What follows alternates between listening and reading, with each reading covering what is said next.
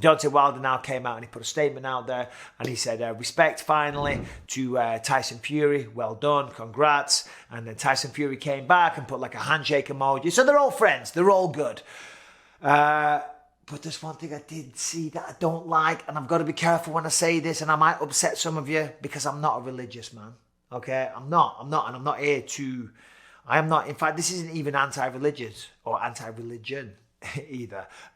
One thing Deontay Wilder said, he said, okay, you know, you only learn when you lose. And that's so true. Right? When you're winning, you can form bad habits because you can get away with it. Like Deontay Wilder was always looking for that big shot.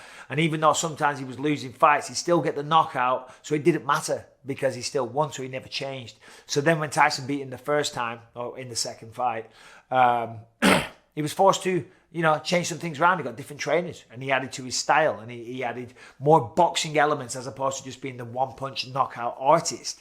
Right? But a thing that he said, it's all God's plan. This is all part of God's plan. And again, I'm not saying that this is not an anti-religion statement. Far from it. It always kind of gets on my nerves when I see fighters say that. You know, Tyson Fury is a man of religion. He's a very, very strong religious person. I forget if he's a Christian or a Catholic or whatever. They're both forms of bloody Christianity. I don't know much about it. Right, listen. They're both religious men. Right? Are you saying that God chose you? God chose you over that guy?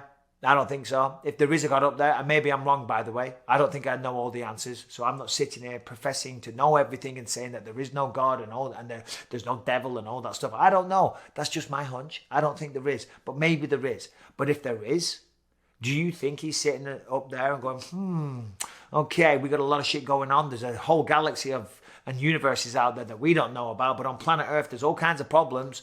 But screw everything. I'm just going to watch this boxing match. And my plan is I want Deontay Wilder to lose because I want him to know more about the boxing world. I want him to round out his skills a little bit more. No, that's not what happened, right? They're both men of religion, right? Why would he favour one over the other, right? I just don't get that. I don't buy that. Maybe I don't understand it either. So as I say, I'm not being negative or anti-religion, but I'm just not a religious person and I don't understand any of that. And you see it all the time with fighters. It wasn't God's plan. It wasn't God's plan for me to win. It wasn't God's plan. Do you know what that is? That's the ultimate cop-out. There's the ultimate way of just saying, well, I could have beaten him, but God didn't allow me. God didn't allow me. It wasn't in God's plan.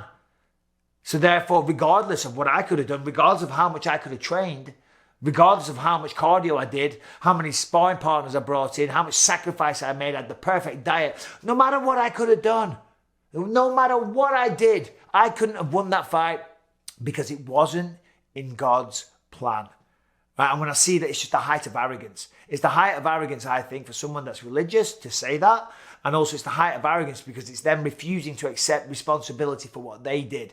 They are ultimately responsible for what they do inside the ring, in the octagon or whatever. But then they have the audacity to blame it on their God, right? And that always rubs me up the wrong way. And maybe I'm offending some of you right now, but I'm not trying to be offensive. I'm just saying as a fighter, we are responsible for what goes on in there. Just like sometimes when some fighters blame their trainer or they blame their cornerman, right? When they miss weight, they blame their trainers and their cornermen sometimes. We are ultimately responsible for ourselves. Of course, fighters sometimes put too much faith and stock in their cornermen and coaches, but it's up to us, right? It's not up to our coaches. If we're talking about missing weight, we get out of bed every day. We step on a scale. All fighters do that. The first thing they do is step on a scale when they've had a piss and they want to be as light as possible. And we know if the weight cut isn't on track. And if we're overweight, we've got to run more miles. We've got to avoid some carbohydrates. We've got to make some changes. We've got to tweak it as we go along. So you can't get there to the scale time when it comes to the weigh-ins and step on the scale and be surprised and blame it on your trainers. No, the fighter has to take responsibility. And just like at the same time, when you go out there and you try your best and you lose, you can't blame it on God, okay? It's Deontay Wilder lost that fight. God didn't lose it for him. God didn't plan on Tyson. Tyson Fury won that fight for himself, right? And again, I'm not being anti-religious. I keep saying that because people will get this confused, right? I'm not religious, but God bless you, right? I mean, that sounded condescending, but more power to you. More power to you. But anytime I see a fighter fucking say, oh, it wasn't in God's plan, That's the biggest cop-out on planet fucking Earth. You got your ass kicked, deal with it, be a man, say congratulations, go home, dust yourself off, and then get back on the horse. Anyway, there you go. Sorry for going on. Sorry if you're very religious and that offended you.